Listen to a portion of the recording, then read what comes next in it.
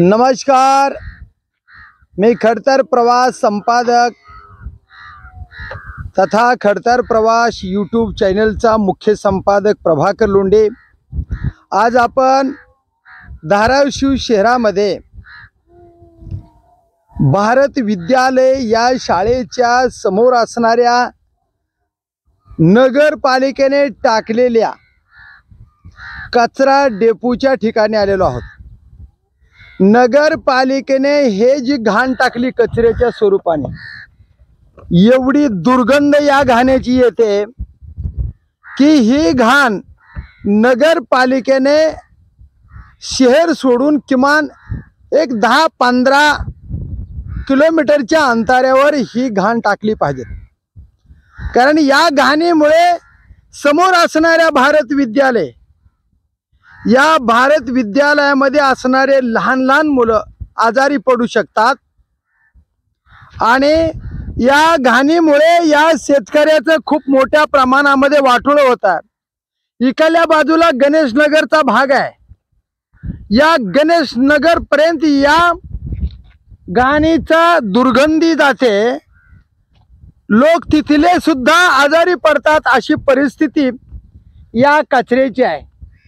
या कचऱ्याच्या ठिकाणी आपण 5 मिनिट थांबू शकत नाही। एवढं घाणीचं साम्राज्य, एवढी दुर्गंधी या ठिकाणी येते। या ठिकाणी नगरपालिका, या नगरपालिकेला कळालं पाहिजे या ठिकाणी कचऱ्यामध्ये गाय मेलेली आहे। गाय आहे, गाय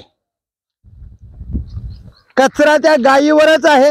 ही गाय मेलेली आहे, हिला एखादी JCBनं खड्डा घेऊन सुद्धा पुरलेला नाही। या रस्त्यावरून ये जा करणाऱ्या माणसाला हा किती त्रास आहे। पूर्ण रोड आखून टाकलाय, पूर्ण रोड हा किमान 10-15 फुटाचा, 15-20 फुटाचा रोड आहे। हा रोड निम्म्याच्या वर भागामध्ये आखून टाकलाय। हा कचरा असाच आहे।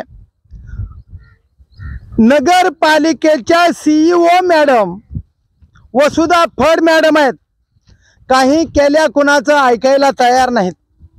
पूर्ण शहराच्या लोकांचं घरानं मागील 3-4-5 महिन्यापासून खडतर प्रवास यूट्यूब चॅनलच्या माध्यमातून नगरपालिकेकडे मी मांडत आहे। जिल्हाधिकारी साहेबांच्या लक्षात आणून दिले। सचिन ओंबाशे साहेब धाराशिवचे जिल्हाधिकारी आहे, त्यांचं काम चांगलं आहे, त्यांनी आदेश केलेत असं कळतंय। शहरामध्ये सर्व रोड उखडून गेलेले आहेत। 140 कोटी रुपये शहर विकासासाठी आलेले आहेत। साधा कचरा सुद्धा योग्य ठिकाणी हे टाकू शकत नाहीत। जनतेचं आरोग्य धोक्यात येत आहे। हे आरोग्य धोक्यात येऊ नये याच्यासाठी नगरपालिका काय करणार आहे, हा कचरा कुठं टाकणार आहेत। जिल्हाधिकारी साहेब हे गायी मेलेले, जनावरे मेलेले, जनावरे चोरी चाललेले, शहरातले रोडवर उभा राहिलेले जनावर, यांना कोंडावडा नाही, याची निगा राखली जात नाही। कुत्रे मरतायत, स्वच्छता नाही, नालीतून गाळ बाजूला काढून कचरा तसाच ठेवला जातोय, कचरा नेला जात नाही। करोडो रुपये नगरपालिकेमध्ये घोटाळा होत आहे। हे पैसे जातात कुठं? स्वच्छतेवर खर्च होत नाहीत, घाणीच्या साम्राज्यावर खर्च होत नाहीत, रोड नाल्या साफ करण्यावर खर्च होत नाही, लघुशंका करण्यासाठी जिजाऊ चौक, बार्शी नाका ते शिवाजी महाराज चौक ते नगरपालिका न्यायालय, जिल्हाधिकारी कार्यालय, SP कार्यालय, या ठिकाणापर्यंत स्त्रियांना लघुशंका करण्यासाठी कुठेही जागा नाही। पुरुषांच्या सुद्धा मुतार्या नाहीत। रोड नाही, नाल्या नाही, स्वच्छता नाही, वीज नाही। रोडवरच्या डिवायडर मध्ये आता पोल उभारलेले आहेत, एकही लाईट चालू नाही। गणेश उत्सव चालू आहे, जवळच आता 16 तारखेला ईद आहे। ही मुस्लिम बांधवाचं अभिनंदन पोलीस खात्याने केलं की ती ईद आणि हिंदू बांधवाचा गणेश उत्सव विसर्जन गणेश विसर्जन हे एकाच टायमाला येत असलेले हिंदू बांधवांनी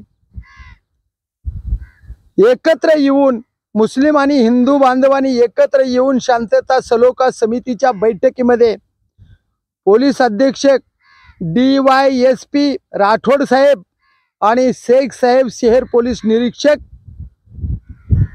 संग्रामजी थोरात आनंदनगर पोलीस स्टेशनचे पोलीस निरीक्षक यांच्या सान्निध्यातून शांतता सलोखा समितीची बैठक झाली आणि मुस्लिम बांधवांनी जी 16 तारखेला ईद होती ती 19 तारखेला ईद करायचं ठरवलं।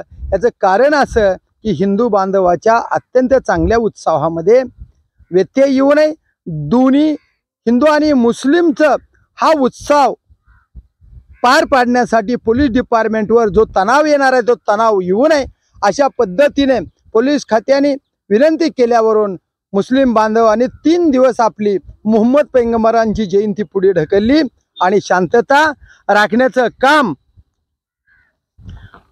मुस्लिम बांधवांनी हिंदू बांधवांनी शहरात केलेलं आहे। तर हे शहरातली स्वच्छता आणि शहरातलं घाणीचं साम्राज्य हे संपुष्टात आणण्याचं काम नगरपालिकेचं आहे। वसुधा फड मॅडम, आता तरी तुमच्या डोक्यामध्ये सदसद विवेक बुद्धी येऊ द्या। ही गाय कुणाची मेली, कुठून आणली, कशी आणली ह्याची चौकशी पोलीस खात्यानं करावी आणि ही गाय कुणी आणली, नगरपालिकेने टेम्पोत घालून आणली, ही गाय कोणाची आहे, कशा गायी आणल्या जातात, अशा गाया किती चोरल्या गेल्यात, कुणाच्या गाय आहेत, कुठून आणल्या जातात, कोंडवड्या जनावरे कुणाचे आहेत, शहरामध्ये जनावरे कुणाचे फिरतायत, कोंडवाडाच इथं नाही।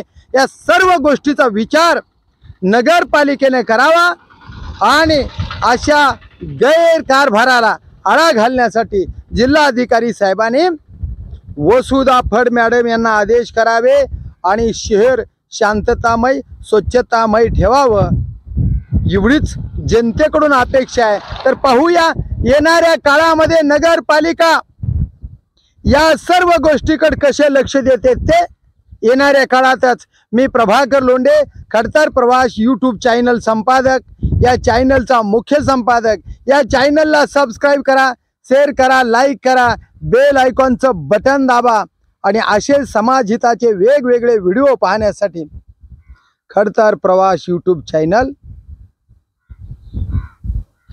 सबस्क्राईब करा। धन्यवाद धाराशिवकर, धन्यवाद उस्मानाबादकर।